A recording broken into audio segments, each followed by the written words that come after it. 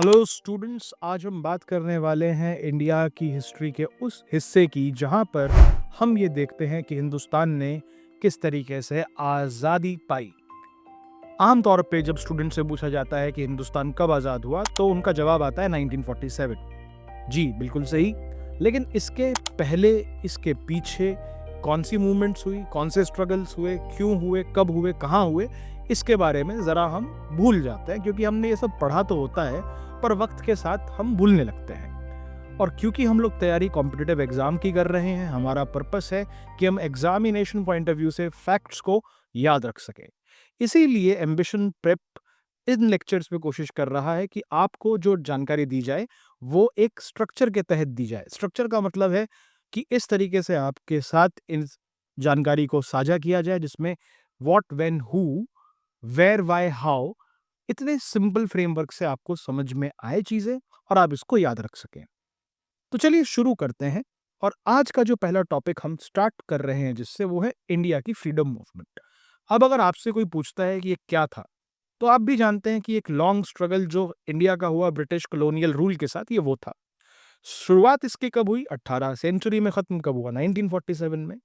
Main leaders आप जानते हैं, महात्मा गांधी, नेहरू, सुभाष चंद्र बोस और भारत की जनता। इसके अलावा हमने इसको अचीव कैसे किया? Through mass movement, negotiation, disobedience. और अल्टीमेटली अगर हम देखें कि ये कहाँ कहाँ पर फैला, तो ये अक्रॉस इंडिया में फैला। लेकिन अगर मैं आपसे पूछूं कि चलिए साहब, ये तो बात हुई ब्रिटिशर्स को इंडिया से भगा देने की, लेकिन ब्रिटिशर्स ने इंडिया में अपनी पैठ कब जमाई? कैसे ब्रिटिशर्स इतने प्रोमिनेंट बने? तो उसका जवाब आता है बैटल ऑफ प्लेसी से। क्या है बैटल ऑफ प्लेसी? एक डिसाइसिव बैटल हुई जिसने ब्रिटिश पावर को हिंदुस्तान में स्टैब्लिश करने में मदद करी। किस साल में हुई ये हुई 1757 में। कौन कौन था इसमें? इसमें ब्रिटिश ईस्ट इंडिया कंपनी, याद रखिए, ये इंग्लैंड नहीं, एक कंपनी के रूप में पहले आए। और उनके सामने पूरा हिंदुस्तान नहीं था उस वक्त थे नवाब ऑफ बंगाल। फिर आगे बढ़ते हैं और समझते हैं कि ये लड़ी कहाँ गई। तो बैटल का नाम प्लसी बंगाल उस जगह के नाम पर है जहां पर इसको फाइट किया गया। ब्रिटिशर्स ने कंट्रोल करना चाहा बंगाल के रिसोर्सेज को, ये इसके पीछे वजह थी। और अल्टीमेटली मिलिट्री कॉन्फ्लिक्ट और बिट्रेयल बाय लोकल एलाइज इसमें जिम्मेदार रहे। और इसी कारण से ब्रिटिशर्स इसमें जीत पाए क्योंकि उन्होंने अपने रिश्ते मजबूत किए लोकल एलाइज के साथ। और कहीं ना कहीं जो राजा थे उनको धोखा मिला अपने एलाइज से और अल्टीमेटली ब्रिटिशर्स जीत पाए। इसके बाद हम देखते हैं कि काफ़ी लंबे समय तक ब्रिटिशर्स अपना राजपाट अच्छे से चला रहे थे। लेकिन चीज़ें बदलती हैं और बदलने की शुरुआत कब होती है? वो शुरुआत होती है 1857 से। जी हाँ, 1857 वो साल जब हिंदुस्तान में ये आवाज़, ये रिवोल्ट शुरू होता है कि हमें आज़ाद होना है। First large scale armed uprising थी ये ब्रिटिश रूल के खिलाफ 1857 में स्टार्ट हुई। और इसको स्टार्ट करने के पीछे सबसे बड़ा रोल था सिपॉइस का या सिपाहियों का। कौन थे ये सिपाही? ये सिपाही थे ब्रिटिशर्स की फौज में जो इंडियन थे। और इनको दी गई एक नई बंदूक जिसके अंदर कुछ इस तरह का मटेरियल यूज किया गया जो हमारे यहाँ की दो बड़ी कम्युनिटीज हिंदूज और मुस्लिम्स के लिए सही नहीं था उसका यूज करना। और उन्होंने यूज़ किया। अल्टीमेटली समझ में आया लोगों को कि यार ब्रिटिशर्स तो अपने फ़ायदे के लिए ना धर्म देखते हैं, ना जान देखते हैं, ना लोग देखते हैं। और लड़ाई सिर्फ इस बात की नहीं रह गई कि हम आपके लिए नहीं लड़ेंगे, बल्कि लड़ाई अब इस बात की हो गई कि आप हम पर राज कर रहे हैं गलत तरीके से and we want our country back. ये जो इमोशन है इसकी शुरुआत होती है 1857 में। तभी आपको आपके लीडर्स, इनिशियल फाइटर्स, रानी लक्ष्मीबाई, तान्या टोपे, नाना साहेब और बाकी के इंडियन सिविलियंस जुड़ते हुए दिखते हैं। कहाँ लड़ी गई ये सवाल कई बार पूछा जा चुका है। तो याद रखिएगा, मेजरली ये नॉर्थ इंडिया की तरफ हुआ। इसमें मेरठ, दिल्ली, झांसी, कानपुर और लखनऊ जैसी जगहों का जिक्र आता है। और किस तरह से इसको लड़ा गया इसके अंदर, क्योंकि आर्म्ड फोर्सेस का रेबेलियन था, लोकल अलायंसेस थी और बैटल्स थी। तो एक तरीके की ये ऐसी लड़ाई थी जिसमें पहली बार ब्रिटिशर्स को ऐसे लोगों से लड़ना पड़ा जिनको उन्हीं ने एक टाइम पर ट्रेन किया था।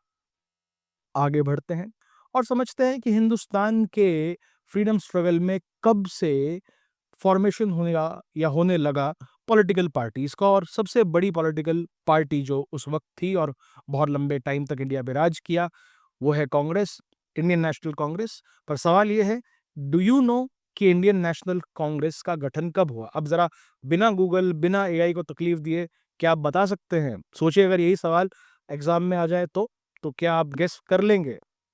मुश्किल है। तभी हम कह रहे हैं कि लेक्चर में ध्यान दीजिए और बने रहिए, क्योंकि हम आपको बताएंगे कि ये हुई फॉर्मेशन 1885 में। क्यों हुई? क्योंकि अब हमें एक प्लेटफॉर्म चाहिए था इंडियन लीडरशिप का, जो कि अपनी वॉइस को आगे रख सकता।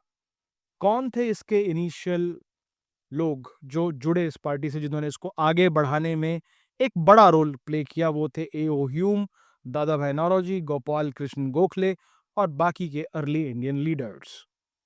कहाँ स्टैब्लिश हुई? ये भी एक बड़ा इंटरेस्टिंग सवाल है। लोगों को लगता है भाई दिल्ली में सारे काम होता है, सरकार की तो दिल्ली में हुई होगी। गलत फहमी है ये। बॉम्बे में हुई थी formation, to seek reforms from the Britishers and ultimately represent Indians. Annual sessions होने लगे, पिटिशंस होने लगी और पॉलिटिकल एडवोकेसी की कहीं ना कहीं बात होने लगी। आगे बढ़ते हैं और अब समझते हैं पार्टीशन ऑफ बंगाल के बारे में। ये एक बड़ी घटना रही। इसने भी कहीं ना कहीं इंडिया के फ्रीडम स्ट्रगल को और डायरेक्शन दिया आगे। डिवीजन हुआ बंगाल का 1905 में। कौन जिम्मेदार था? लॉर्ड कर्जन, जो ये नहीं चाहते थे कि बंगाल की यूनिटी रहे। इसके पीछे कारण ये था कि नेशनलिस्ट यूनिटी और एडमिनिस्ट्रेटिव कन्वीनियंस को खत्म करना था। आपको ये भी याद रखना चाहिए कि एक टाइम पे कोलकाता हिंदुस्तान की कैपिटल हुआ करती थी, और बंगाल की यूनिटी को खत्म करके वो ब्रिटिशर्स चाह रहे थे कि कहीं ना कहीं जो हिंदुस्तान का ये नया अप्रोर है, नया ये कॉन्शियसनेस है, इसको धकेला जाए, वापस पीछे डाला जाए इसको। सो इसके अंदर काफी ऑफिशियल प्रोटेस्ट्स हुए, मूवमेंट्स हुई। आगे बढ़ते हैं और बात करते हैं एक और ऐसी मूवमेंट के बारे में जो आई एम श्योर आपने कभी ना कभी पढ़ी जरूर होगी, स्वदेशी मूवमेंट। साल 1905 से लेके 1911 इसकी टाइमलाइन है। क्यों हुई ये battle, sorry not battle but movement? It happened because we wanted to abolish और बायकॉट द ब्रिटिशर गुड्स। क्योंकि हम ये समझ चुके थे कि ब्रिटिशर्स के पास जो रूल करने की एबिलिटी है वो इनके पैसे से आती है। और पैसा कहाँ से आता है? पैसा इनको आता है हमारे ऊपर टैक्सेस लगाकर, हमें ब्रिटिश मेड गुड्स बेचकर। इसके खिलाफ गांधी जी ने कॉल आउट दिया। बाकी लीडर्स जैसे तिलक, लाजपत राय, बिपिन चंद्र पाल, इन सब ने इस मूवमेंट को ज्वाइन किया। बंगाल से शुरुआत जरूर हुई, लेकिन धीरे धीरे ये पूरे हिंदुस्तान में फैलती गई और इस पे प्रोटेस्ट हुआ पार्टीशन में का बंगाल के खिलाफ, और इकोनॉमिक एक्सप्लॉयटेशन के खिलाफ बात होने लगी। बॉयकॉट्स हुए लोकल गुड्स के और मास मोबिलाइजेशन के। तो याद रखिए, ये हुआ कब? ये हुआ 1905 में। क्यों हुआ, कैसे हुआ, ये भी समझना जरूरी है। बहुत बार ये कॉमन टॉपिक्स हैं जो कि आपने कभी ना कभी पढ़े हैं, पर टाइम के साथ आप भूल जाते हैं।